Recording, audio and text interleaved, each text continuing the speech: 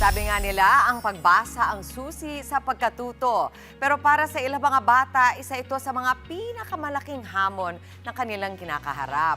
Buti na lang may programang hindi lang tumutulong sa mga mag-aaral, kundi pati sa mga magulang at college students. Kung ano ito, may public service po. Maraming batang Pilipino ang hirap o hindi pa marunong magbasa kahit nasa angkop na edad na.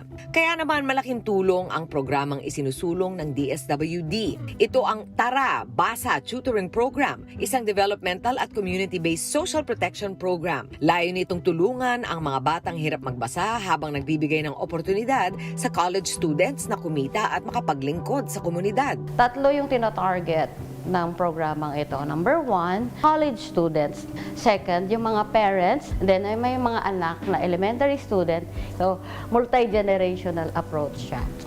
Sa ilalim ng programa, maaaring maging tutors o youth development workers o YDWs ang college students mula sa state and local universities and colleges o SLUCs. Bilang tutors, sila ang nagtuturo sa itinuturing na struggling readers. Bilang YDWs naman, sila ang nagpa-facilitate ng nanay-tatay sessions para sa mga magulang. Para makasali, kailangan alamin muna kung partner ng Tarabasa ang iyong paaralan. Mula rito, kailangan sumailalim sa application at screening process bago dumaan sa 5 araw na capability building training kasama ang DSWD, DepEd at mga partner universities. Para naman sa beneficiaries, kailangan silang ma-assess at ma-endorso ng DepEd bilang struggling reader o non-reader. Maaari rin sumali ang kanilang mga magulang o guardian sa nanay-tatay sessions upang mas masuportahan ang pag-aaral ng kanilang mga anak sa bahay. Makakatanggap din ng cash for work assistance ang mga tutors at YDWs. Katumbas ito ng regional daily minimum wage sa loob ng 20 days ng serbisyo at 5 araw ng training.